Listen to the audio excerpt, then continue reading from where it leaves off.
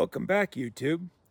If you watched our last video where we took out our GoPro and messed up the popper targets with the AR-15, you'll know at the end of that video we showed you a cannon. We shot a jug full of paintballs.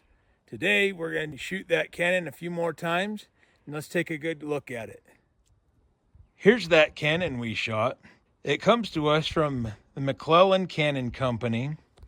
They are based out of West Valley City, Utah, and they used to make the cannons for Coach's Club Cannons.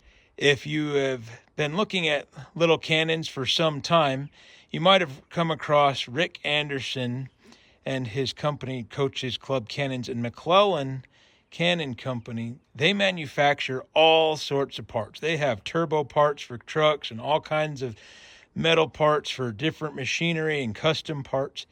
And they did all of the machining for Coach's Club Cannons. And now that Rick has passed away, McLennan is continuing to manufacture and sell these cannons. They have several different models, different designs. They have a nice naval cannon, and they have Napoleon cannons and different models. I really like this one. It's got a ball on the end, kind of like the naval cannon, and then it's pretty smooth other than that. And this one is a size bigger. It's not a golf ball cannon. They call it a billiard ball cannon. And it fits a number of different projectiles. These shoot these little cans. This isn't a full-size pop can. It's the little 7.5 ounce. But if you see, it fits right down the barrel there, just right. We're going to cut the end of this off and fill it with gravel and shoot some stuff. And then I also have, this is what we shot the jug of paintballs with. This is a 2¼ inch wooden ball. You can get these on Amazon. And then we also found some of these. This is a 2¼ inch steel bearing, and it will go right in there as well. On these cannons, you can adjust their angle. You can tip it up or point it down, have it go straight ahead. And then they come with this Allen key, and then you would just tighten it down, and then it won't move. They also have holes in the axles, if you see here, so you could put some stakes in there to keep it from rolling back too much. You can get the carriage without the wheels if you want, or you can just order just a barrel too and build your own carriage. This is made out of 1 inch thick plate steel. It's very heavy. I think this whole thing together is close to 70 pounds. McLennan tests these. They are tested to be all kinds of strong. I think I talked to a guy there, and he said that when they test these, they almost fill the barrel with powder and touch it off. I don't know if I'd recommend that, but they say they are designed to withstand tons of pressure, and they make double sure you don't put smokeless powder in there, but any sort of black powder substitute. We're going to be shooting 777, loose 777 out of it today.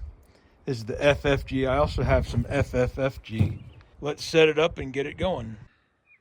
Okay, well, we got the cannon set up. I've got it pegged down. You can see with these little tent pegs, I've put them in both the back and in the front to try and keep it from rolling back so much. Let's look at our target.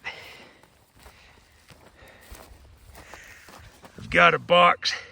I've kind of stuck toothpicks through the box and hung clay pigeons on them. There's a few on top to kind of hold the box down. But then beyond the box, we've got 6 milk jugs. There's 3 on bottom, 3 on top. We'll see how much damage that can of rocks does. This should be good. I don't know if YouTube wants us to show loading it, but I'll give you the basics. We're using a preset amount of powder. It's just one of these little prescription bottles full of powder. But then I've learned you chase it down with a hot dog bun, and then you take a stick and tamp it down there all over so that it gets a good seal over the powder before you stick your projectile in, and you'll get a much bigger boom and ideally more velocity out of your projectile. So we'll get it loaded up. Here we go.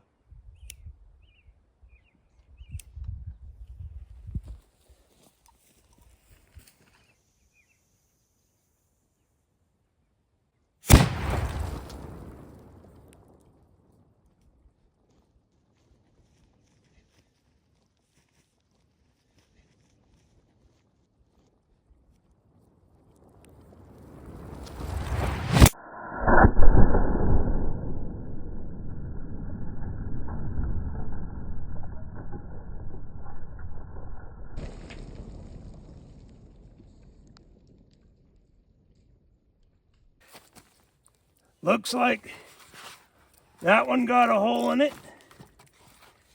That one got bashed. It's got a little dent in it. That one got a hole in it, and you can see there's some rocks in it. That one's got a little hole in it.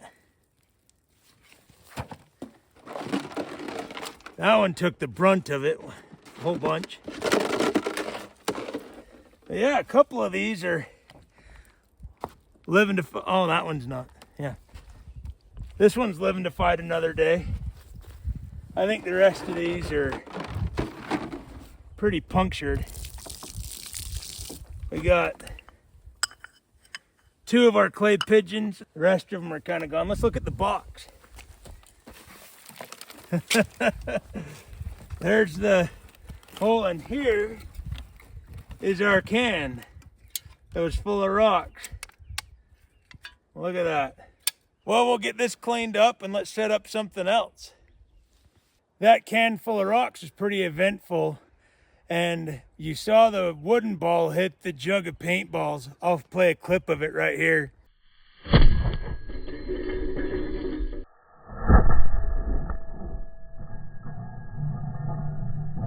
But now we're going to try the Big Kahuna, the 2 1/4 inch steel bearing. Let's show you what we're going to put it into. Here's what we've got to shoot with this. We got a 5-gallon bucket of water. This bucket's nearly worn out. We've been using it at home to put gardening dirt in and such. But if I've learned anything from watching Banana Ballistics, it's that not much gets through 6 inches of sand in a box. Well, this box is roughly 6 inches wide, maybe a little bit more than that, and it's filled with wet sand. Let's see if this can make it through.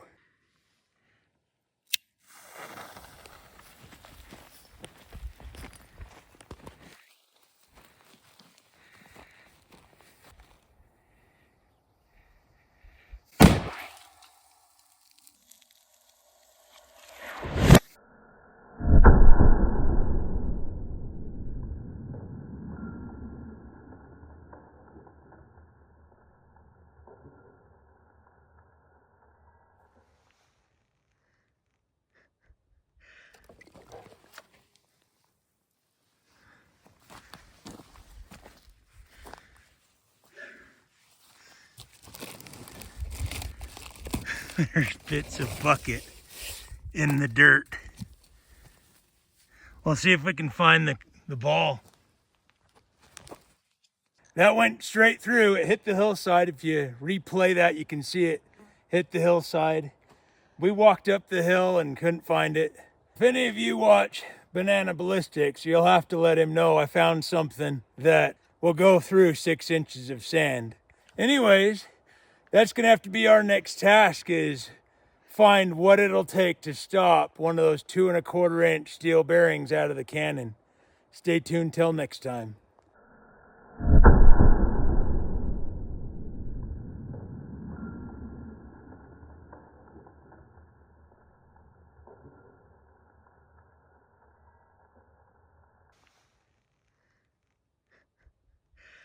Wow.